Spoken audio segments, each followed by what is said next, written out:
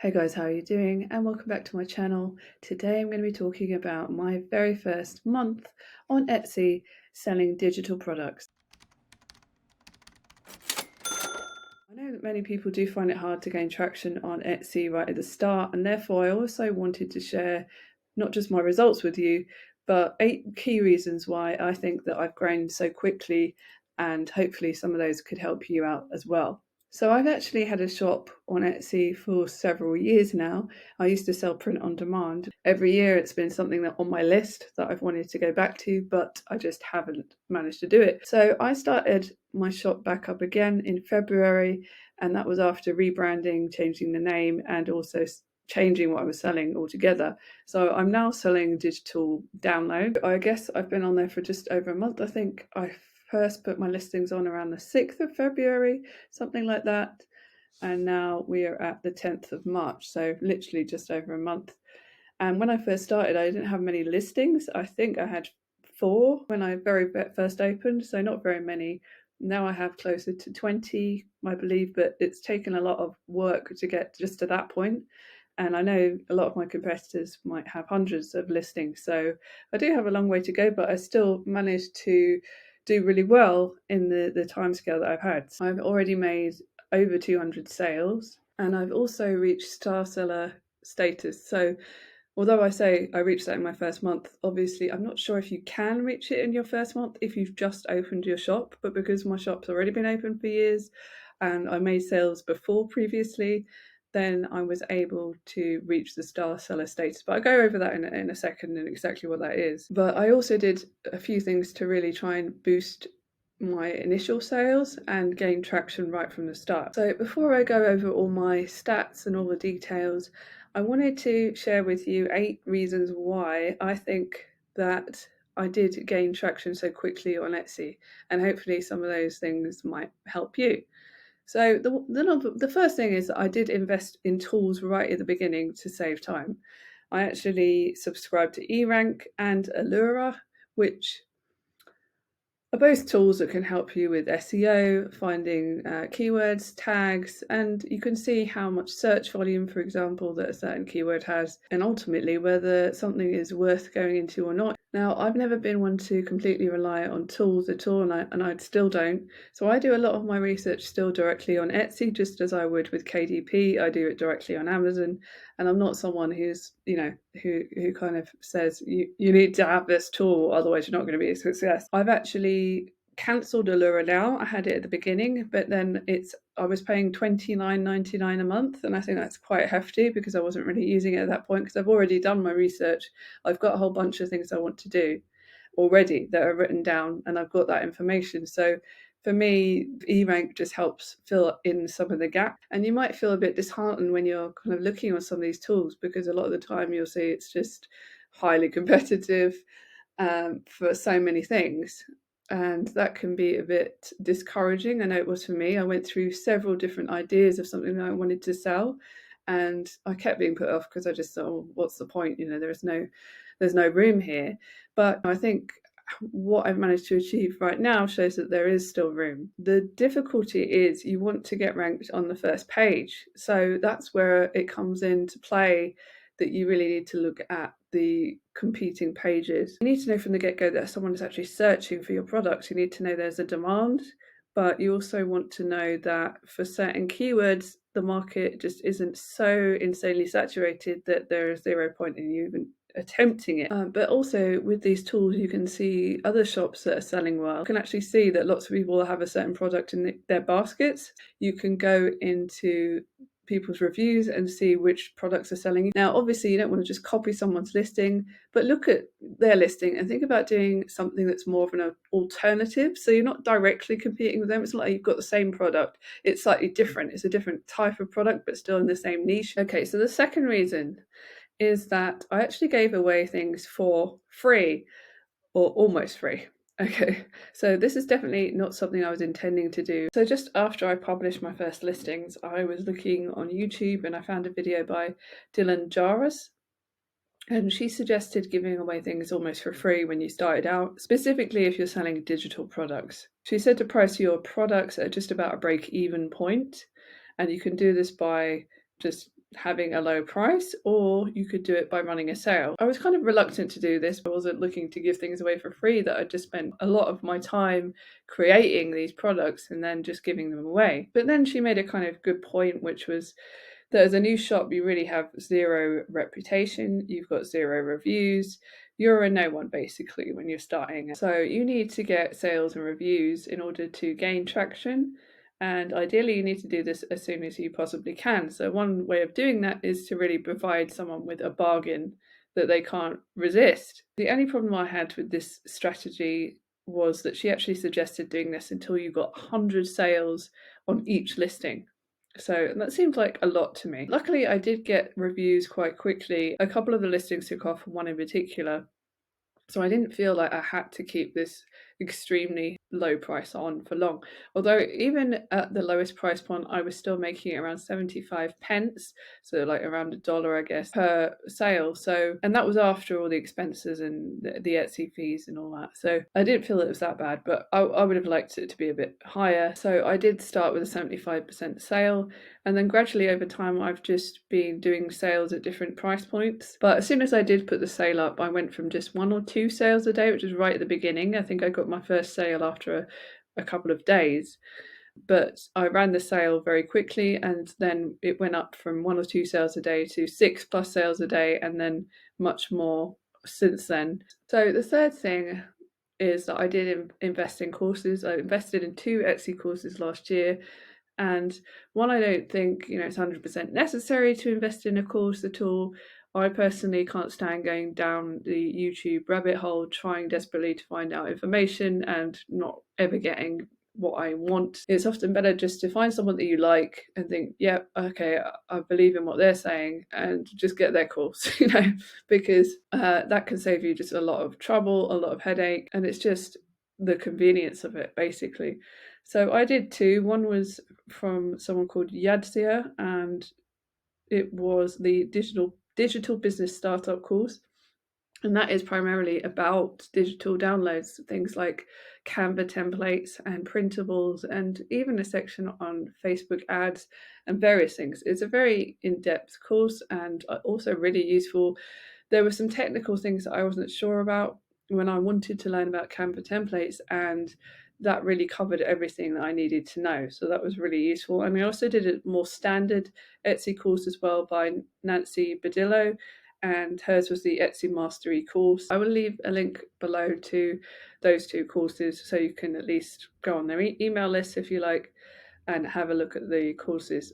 I really wanted to know as much as I possibly could about Etsy before going into it, and I think it definitely has helped me. I looked at it from all angles, really. So number 4 is I focused on branding from day one. So I chose a set of colours and an overall style, and also I created a template from the get-go for all my Etsy listings. So that means I only need to change a few details every time, and I don't have to start from scratch. And this is a huge time saver. So I think it gives you the edge to stand out as well when you have a professional looking shop. That being said, there is definitely no lack of competition in this area because there are so many shops that just look absolutely incredible. But at the same time, just starting as you mean to go on and having a decent looking shop is really important. Now, I kind of touched on the next one already, but number 5 is that I created templates to save time. So Etsy is really visual, and you need to try and make the most of this space by adding really high quality images or graphics and providing a good amount of information about your product. So as much information really as you can. The less information that you provide, the more likely your customer is going to have an issue. If they can see right off the bat, okay, this is exactly what I'm getting, then it's much less likely there's going to be any issue. So I created a template that was basically the bare bones of the whole listing. And so every single kind of image or photo, I set up a template for every page. So number 6 was a really important one, and that is that I went completely above and beyond with customer service. I made this one of the biggest priorities, I guess. So as soon as someone messaged me, I would contact them. If they had an issue, I would bend over backwards to try and resolve it.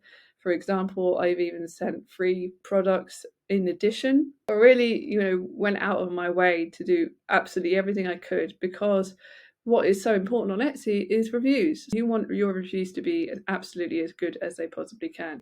So number 7 is that I did a huge amount of research beforehand, and that's before I chose what products to sell. In fact, I probably did too much research, to be honest, because I did it for like a lot of last year. I did a fair amount of research and I just kept changing my mind. So in a way, it prevented me from getting started. But at the same time, by the time I decided to actually do it, I did have a much more broader understanding about what the competitiveness was in certain areas, but also I had managed to find some keywords that were going to be beneficial to me right from the start.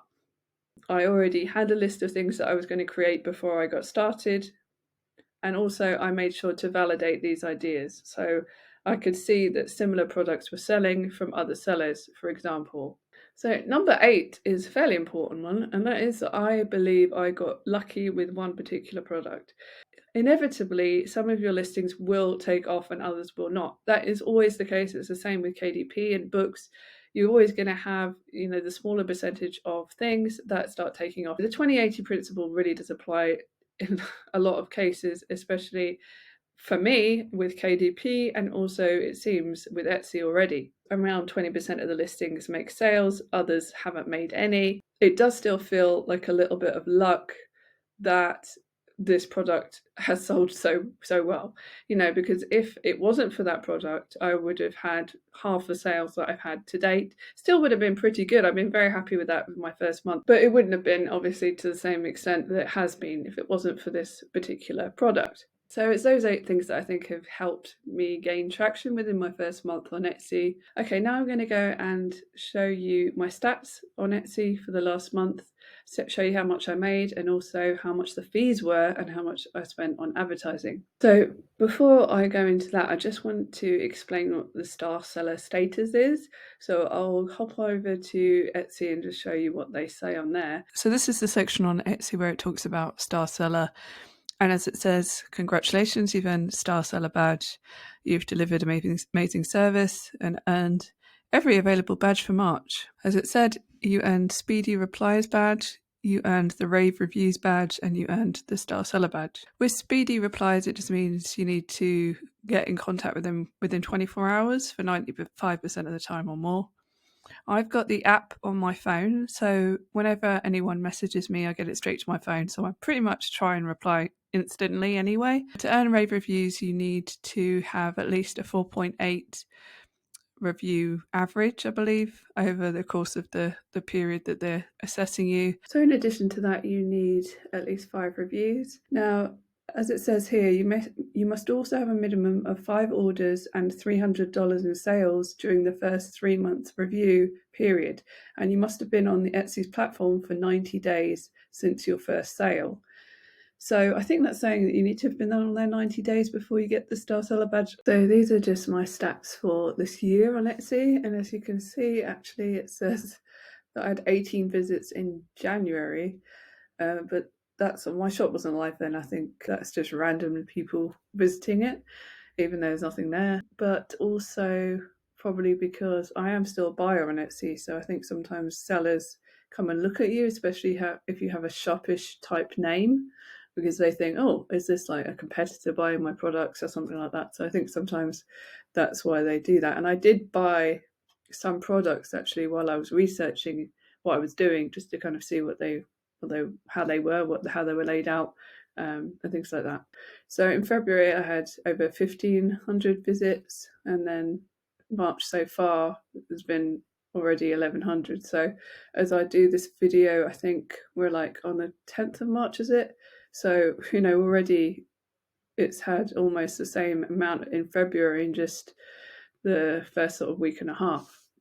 Yeah, I've had up to now 226 orders, and the conversion rate is 8.4, which I think is pretty high in comparison to the average. And the revenue is £625, but that revenue is not the profit because we did ads. And also Etsy has pretty steep fees. On Etsy, you do have this option that you can send your previous customers or customers, I think, that favorite your items. You can send them a discount code. So you can send that via email, and Etsy just does that automatically. You literally can just switch a button basically, and then they will do this. So they're pretty amazing at marketing. So I'm just going to go and show you what the actual profit is then. So as I mentioned, the overall revenue before 600 and something, but the actual net profit so far, which is the total sales on Etsy minus any deductions such as refund and all your fees and marketing and shipping. So what they take off automatically is everything you spend on ads, everything, all the fees, and then shipping it and all that. So this is what I got as a net profit after all that, which I'm really happy with. So just as a breakdown again, it was £625. I spent £53 on marketing, which was advertising, and then the fees were £200. So yeah, it's quite a lot, and I will go into my ads as well and show you that I don't think it's really been worth it at all for me so far anyway. So I was a bit disappointed with that.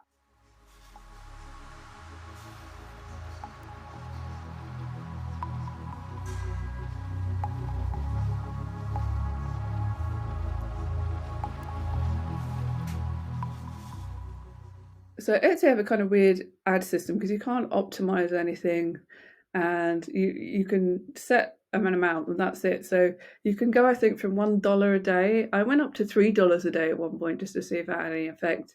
Maybe I'll try higher at some point and see if that does anything. You can go and check which listing is bringing the sales, and some will just spend money and not bring anything in. So obviously after a while, there's not much point in keeping that going. So I've turned off some of those. But in total, then I spent, well, actually it's saying 64, yeah, so $64 because it was in pounds, wasn't it? But yeah, so $64 then I've actually spent, and the revenue has been $36.96. So right now it says I've got just 9 listings on at $2 a day. Recently I've just been doing ads for merch as well, which is very similar to KDP, but there are some differences, including that it's a lot more expensive, as far as I can tell, to run ads in merch, and yeah, that's not going very well for me at the moment. But despite this ads issue, the listings that I put on primarily made sales organically, which is great, and is not something I completely expected or envisaged when I started this. I do think that my own experience in online business so far, as well as with Amazon KDP, has really helped me to get a head start. Having already had years of experience of SEO, for example, and niche research, that sort of thing is just so much easier to grasp. Whereas when I very first started, I can still remember really clearly being completely overwhelmed, not knowing what on earth any of it was.